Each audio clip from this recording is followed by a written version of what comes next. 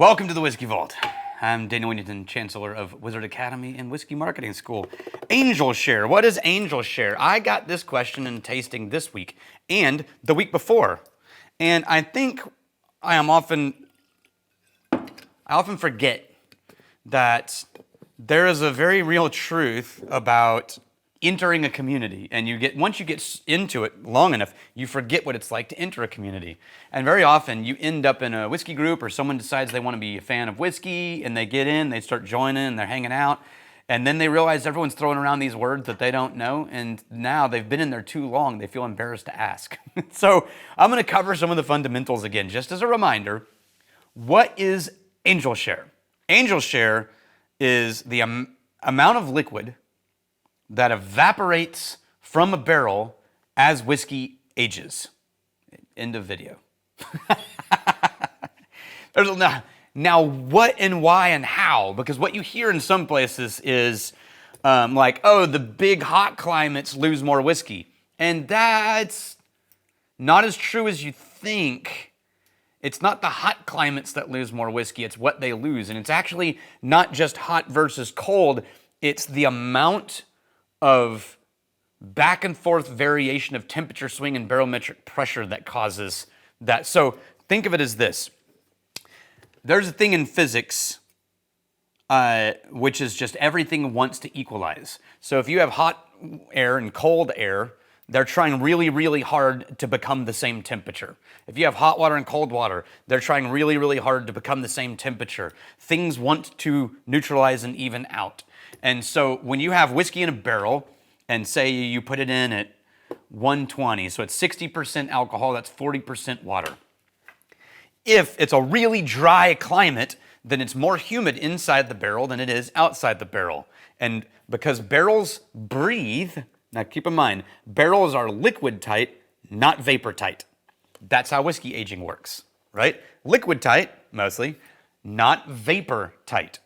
And so the vapor molecules of water vaporizing or ethanol evaporating into the barrel, into the empty space in the barrel, they're divided from the rest of the world by that layer of the stave with cracks in it, right? But if it's really dry outside and really humid inside the barrel, what the barrel wants is to even that out. And so water evaporates out of the barrel first and trying to get equalizing. And what happens over time is that the whiskey alcohol content goes up. So in a hotter climate, drier climate, you're going to get alcohol increasing over time in a barrel. If you were on a really humid, cooler environment where it's water heavy outside, then actually there's more moisture in the air outside the barrel than in the barrel. Then ethanol is going to trade places first. And so what you find over time, like in Scotland, is that the alcohol content can actually decrease over time, while the water content goes up. And all that is the give and take, right? Barrels trying to equalize. Now, there's been some, and by the way, temperature range matters for that. So does, and barometric pressure is what mostly creates these things, right? It's not as much temperature as it is barometric pressure. Size of the barrel matters because the higher wood to ratio you have, wood to liquid ratio you have, the more opportunity for things to escape the gaps in the staves. The more liquid, the less. So you'll get higher evaporation out of smaller barrels than you will out of bigger barrels. Now, this is important. It's not that a hot climate creates more evaporation. It's that an unstable environment creates more evaporation than a stable environment. So what makes something like Texas create this like massive angel share, which is a lot, right? Like the average angel share in Scotland is 2 to 5%, depending on where you're at. The average angel share in Texas is teens to 20s. Now, part of that is new oak, right? So first fill new oak, you get a lot of loss. It soaks into the wood, but anyway. What actually happens is if you have an environment like, say, Hawaii, where your massive temperature swings are real narrow, and the times that you go from 50 to or 40 degrees to 100 degrees Fahrenheit are very rare, and mostly you live in like a 10 to 20 degree range, then you're actually going to get lower evaporation because you're not getting this contrast. Because as an environment heats up, whiskey pushes into the oak because barometric pressure. And as an area cools down, the wood constricts and whiskey pushes back into the barrel, out into the inside, out of the staves. And that give and take like a sponge, every time you do one of those push in, pull outs, you lose some things. Push in, pull out, you lose some things. So that temperature swing is what creates the angel share, or that barometric pressure swing creates so Texas has an insane amount of up and downs, and that's why it loses more, right? It's not just, it's hotter here. No, there are places that are hotter but stable that get less of loss. Now, places like the desert where you've got really hot days and cold nights, man, that's real, right? But if you can find, down closer to the tropics where it's really warm, but it's stable, you actually get less of an angel share than you would here in Texas or, say, New Mexico or Arizona. So now, that leads you to the question that everyone wants to ask. Well, can we stop it? The first answer is don't be greedy. But no, yes, you can.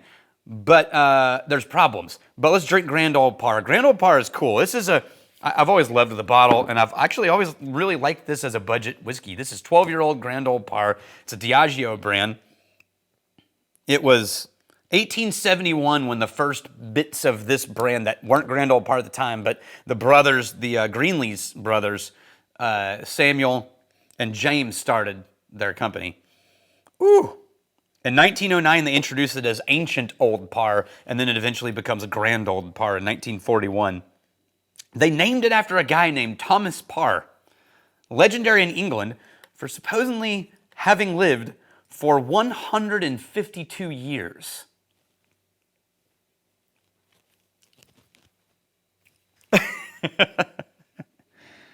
Oh, man. And this was one of the early days of like, let's pick some famous person and attach them to our whiskey and maybe it'll give it notoriety.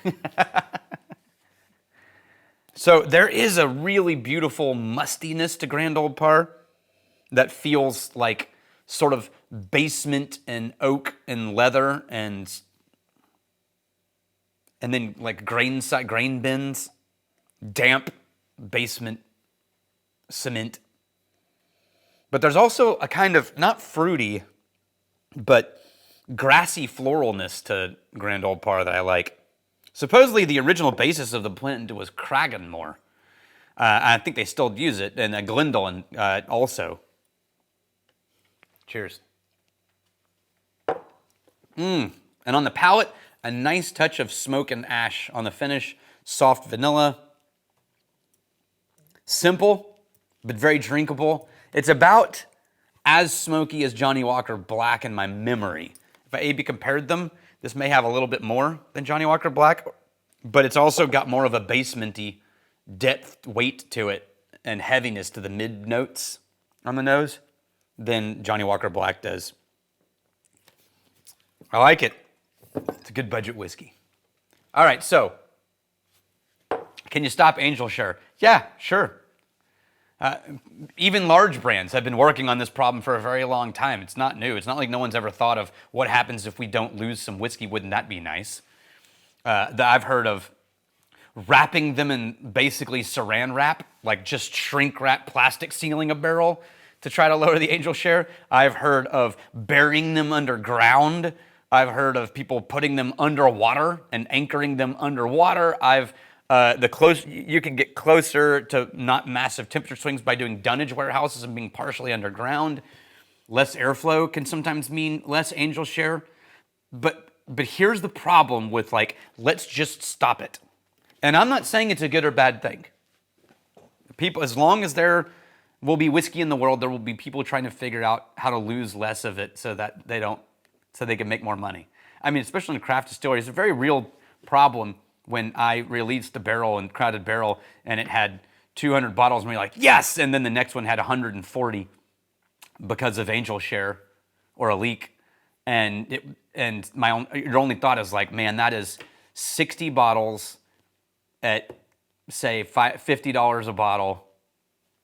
That is a significant chunk of money just gone.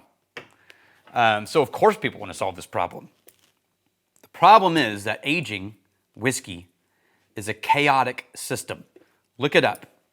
Look up Wikipedia, chaotic system.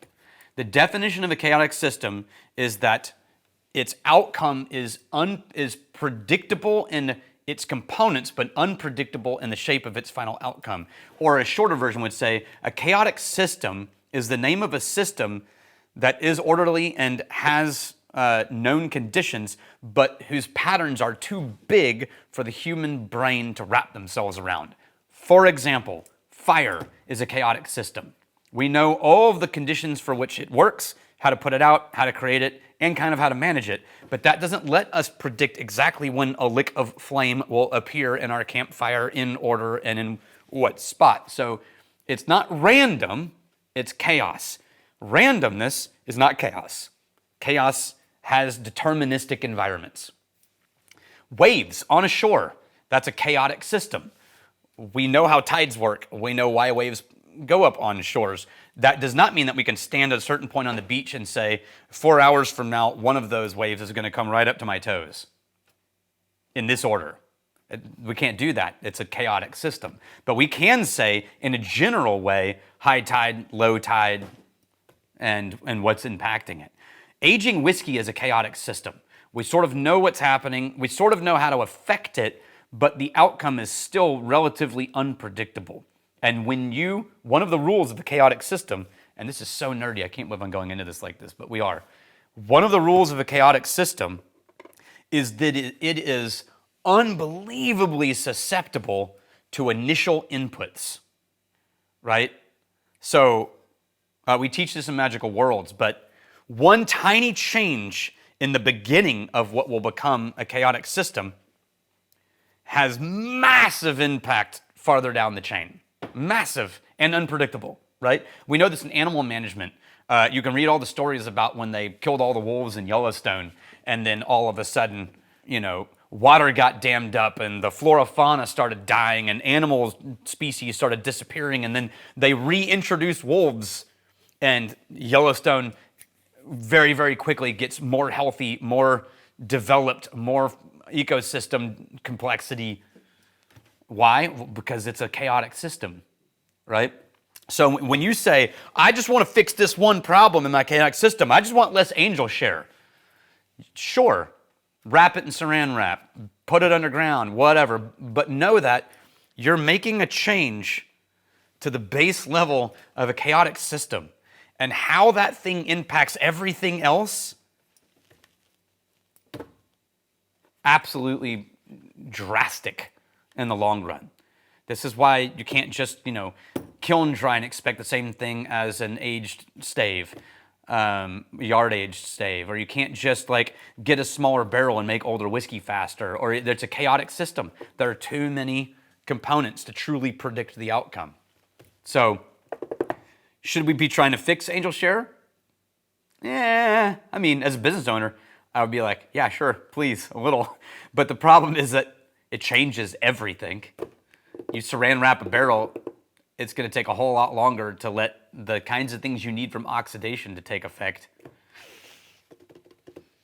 Anyway, that's the nerdiest video I've done in a very long time, and it's 15 minutes in almost. So I hope that was helpful to you. Cheers to you. I'm really glad you're here. Every YouTube channel has an angel share, and that's the people who unsubscribe. So you can help prevent angel share on our channel by liking and subscribing.